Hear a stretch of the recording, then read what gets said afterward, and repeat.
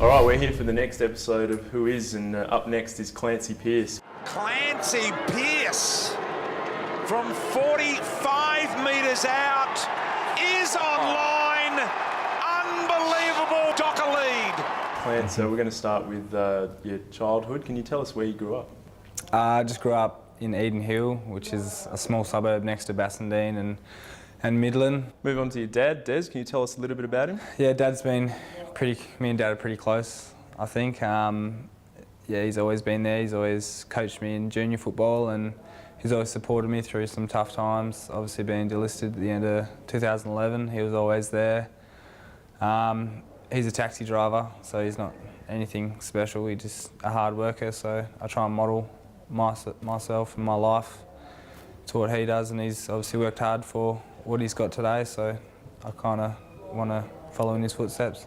Was that Naranda in the juniors that he coached you, is that right? What was that like? Yeah, it was pretty good. I suppose he always was a bit harder on me than the other kids, because I think he could see that I had a bit more potential and I could go a bit further, but he never pushed me into things I didn't want to do. He was always supportive. If I didn't want to do something, he would only push me if I wanted to be pushed. So he was a really good coach. He's probably had, him and Ross have probably been the two that had the most influence on my football to date.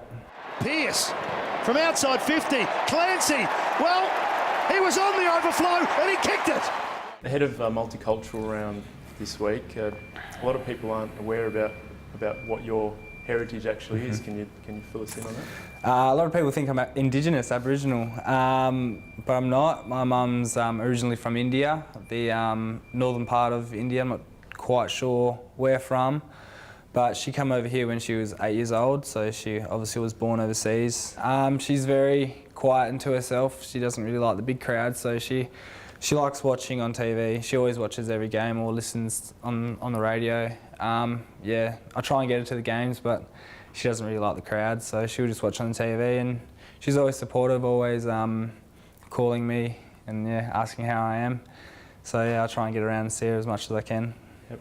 She called the club recently to ask for a bunch of copies of the mag that had a feature story of yourself in it. She's obviously very proud of you. Yeah, she's very proud. Yeah, she likes seeing me succeed. How much of a part of in your life does your Indian heritage actually play, or not at all? Yeah, a little bit. I suppose when I'm around my mum's family, I think it's a big part. But yeah, a lot of people mistake me for Indigenous, but so I have to kind of remind them that I'm Indian, and obviously I'm pretty proud of that I am Indian, so it's good to let people know that I am. Play on quickly, across it comes to Hill, and that's one thing he can do. Pinpoint. Do you have any siblings? I have two siblings. I'm the youngest. I have my older brother Jesse and my older sister Ebony. My sister's more so away from football. She gives me more life skills. She still supports me with football, but you know, if I'm having problems at home or anything like that, I go to her. She's probably been kind of the rock she has. I go with her life skills, and she's always really, really supportive. You mentioned the Colts side. You've got a Swan Districts tat on your ankle there.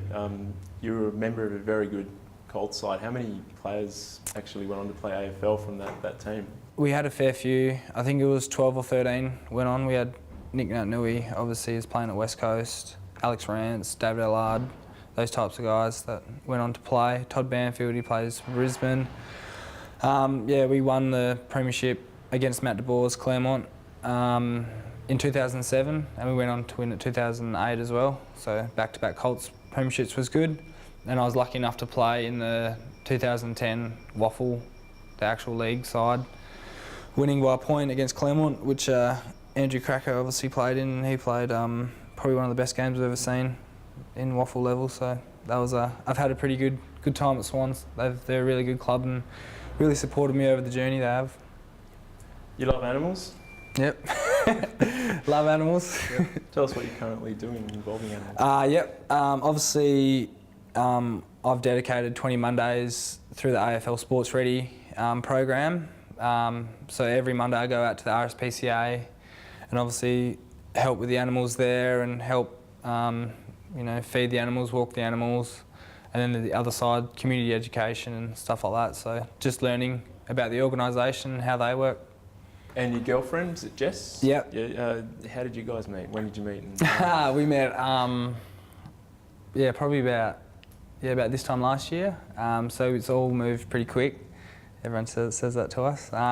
So yeah, we met, basically our sisters are midwives together. So we kind of knew of each other type thing, and then just started talking on the computer, and then went for a couple coffee dates, and then obviously one thing led to another, and we were going out, and that was pretty exciting. And she ties me down. She's the boss. So yeah, it's she's good. She's very good. She looks after me. She does all the cleaning. Lets me just focus on football. She's a big help. She is.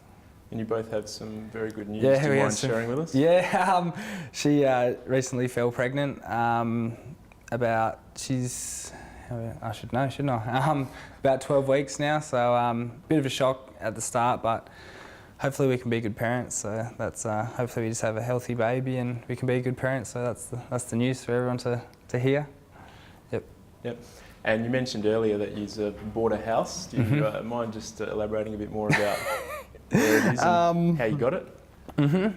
So yeah, we wanted to obviously move out and start our lives together. So we were looking for a house, and we saw a couple of houses under construction, and we really liked what we've seen. And we put an offer in, and the next day, Paul Duffield, Luke McFarlane, David Mundy pulled me aside. So I thought I was in a bit of trouble. I think I was trying to find out what I'd done wrong.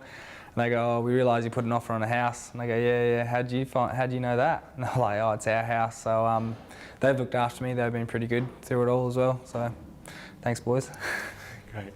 All right. Well, thanks, Clancee. No good luck with baby and No the new worries. house and Hope your footy. as well. No worries. Thanks for that.